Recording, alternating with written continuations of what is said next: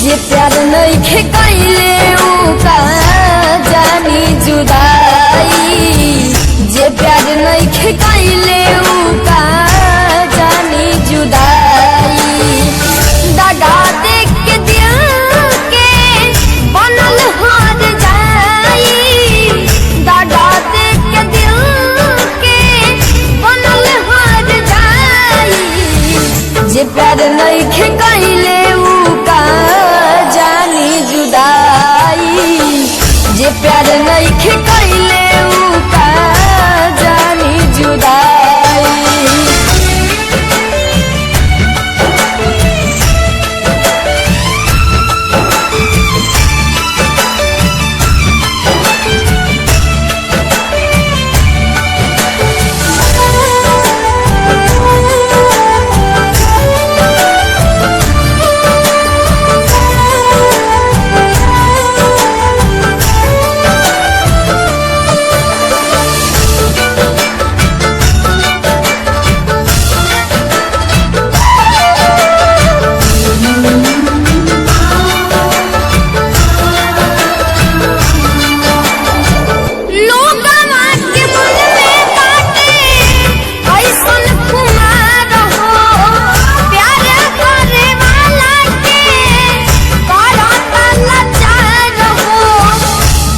तड़प क्या होती है पूछो प्यार करने वालों से, हर रूह पे चाहत का नाम लिखने वालों से, जो सौदा करते हैं मोहब्बत का।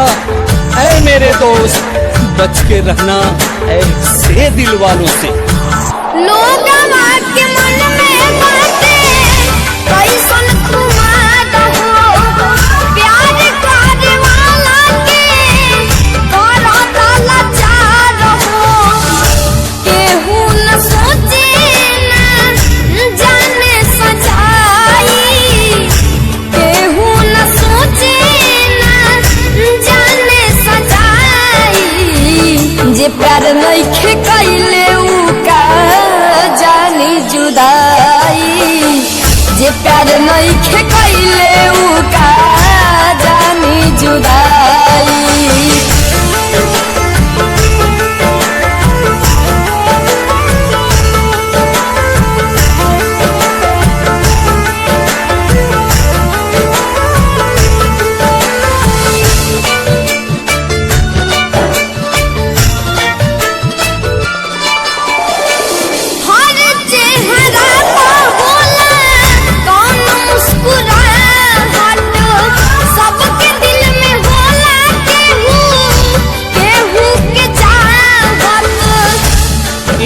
इबादत है इसे खोने मत देना, बेवफाई गुनाह है इसे होने मत देना।